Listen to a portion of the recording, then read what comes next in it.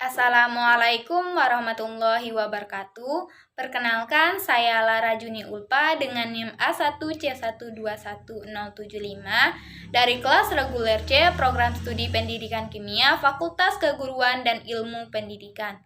Baiklah, di sini saya akan memenuhi tugas praktikum kimia dasar percobaan 3 yang berjudul Rumus Empiris Senyawa. Adapun tujuan dilakukan percobaan ini yaitu yang pertama untuk mencari rumus empiris dari suatu senyawa dan menetapkan rumus molekul senyawa tersebut. Yang kedua untuk mempelajari cara mendapatkan data percobaan dan cara memakai data untuk menghitung rumus empiris.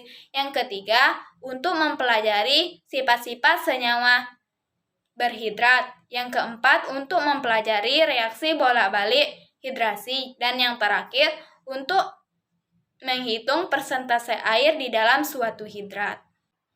Rumus empiris adalah perbandingan jumlah mol atau unsur dalam senyawa, atau rumus kimia yang paling sederhana yang dimiliki oleh suatu senyawa.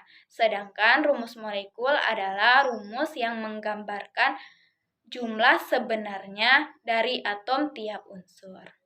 Rumus empiris suatu senyawa menyatakan nisbat terkecil jumlah atom yang terdapat dalam senyawa tersebut. Rumus yang sebenarnya untuk semua unsur dalam senyawa dinamakan rumus molekul. Misalnya, hidrogen peroksida mempunyai rumus nyata H2O2. Ini berarti rumus empirisnya HO. Asetilena ialah gas yang digunakan untuk mengelas. Dan benzena adalah pelarut cair. Sifat fisis dan kimia kedua zat ini berbeda, tetapi rumus empirisnya sama, yaitu CH. Rumus molekul asetilena C2H2, sedangkan rumus molekul benzena C6H6. Menurut sejarah, rumus empiris ditentukan lewat penggabungan nisbah bobot dari unsur-unsurnya. Ini merupakan langkah penting untuk memperlihatkan sifat berkala dari unsur-unsur. Percobaan rumus empiris juga dilakukan untuk menentukan daya gabung suatu unsur. Baru-baru ini, unsur sintetik Lawrensium diketahui memiliki daya gabung 3 berdasarkan percobaan rumus empiris. Lawrensium radioaktif bergabung dengan klorin membentuk Lawrensium klorida dengan rumus LrCl3. Hidrat adalah senyawa yang setiap satu molnya mengandung senyawa air atau yang tersusun karena adanya molekul air sebagai bagian komposisinya. Hidrasi. Beberapa reaksi yang dilakukan di laboratorium kimia selalu berkenaan dengan larutan. Beberapa di antaranya bekerja dengan menggunakan air sebagai pelarut.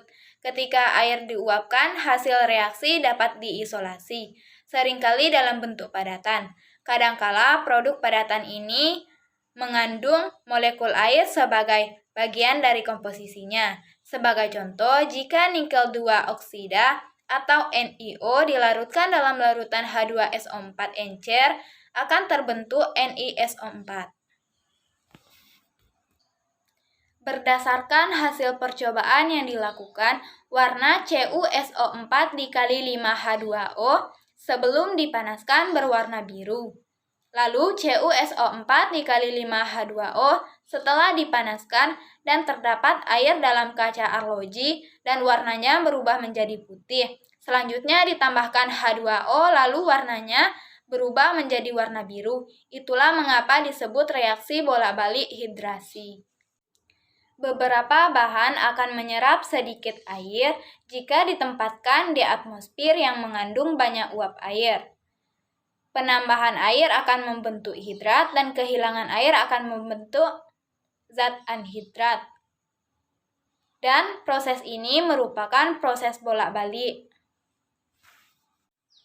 Adapun alat dan bahan yang digunakan pada percobaan kali ini yaitu alat, cawan krus dan tutupnya, timbangan, bunsen, kaki 3, penjepit krus, pipet tetes, cawan penguap, cawan porselen, gelas arloji, kaca arloji, segitiga porselen, segitiga penyangga, spatula.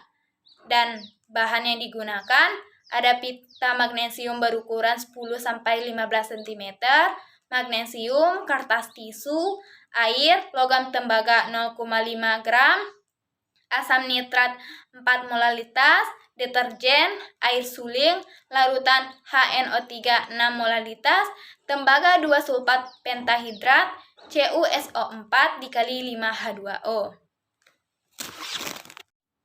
Selanjutnya, prosedur kerja. Di sini saya mengambil satu prosedur kerja yaitu dari reaksi bolak-balik hidrat. Cawan porselen dimasukkan 1/2 spatula tembaga 2 sulfat pentahidrat, diamati sampel ini dan dicatat warnanya, ditutup dengan kaca arloji, dipanaskan, jangan terlalu panas, dicatat hasil pengamatan, dihentikan pemanasan, didinginkan, ditetesi air yang terkumpul pada kaca arloji, diamati, dan yang terakhir dapatlah hasil pengamatannya.